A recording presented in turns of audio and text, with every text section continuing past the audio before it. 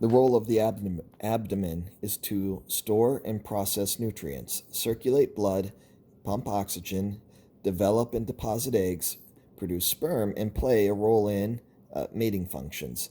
Unlike the rigid structures of the head and thorax, the abdomen is flexible and can expand and contract. Most female insects have an ovipositor on their abdomens used to deposit eggs. Ovipositors differ by species. Some insects can use their ovipositor to make a hole in which to lay eggs. For example, grasshoppers dig holes in the soil. Cicadas make holes in wood to lay eggs, and parasitic wasps may spear a larvae of another insect species and insert their eggs inside.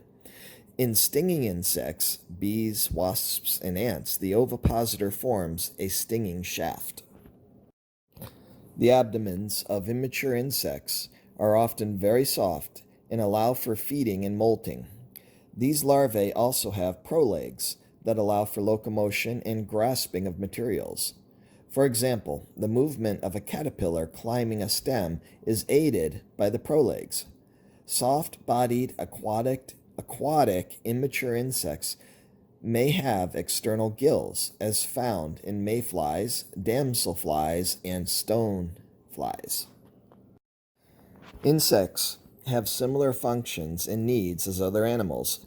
Breathing in insects occurs through a waterproof cuticle called a spiracle. Oxygen enters the insect's body and travels very close to cells for gas exchange. Blood travels through insects in an open system. The blood travels through the dorsal blood vessel, the insect's equivalent to a heart, through the body cavity, and through specialized structures that circulate it through the wings, legs, antennae, and abdomen. Insects have a gut that serves as the digestive unit, absorbing nutrients for growth and development. Insects also have reproductive organs. The nervous and endocrine systems of an insect serve as the communication system, coordinating actions and responding to stimuli and controlling development.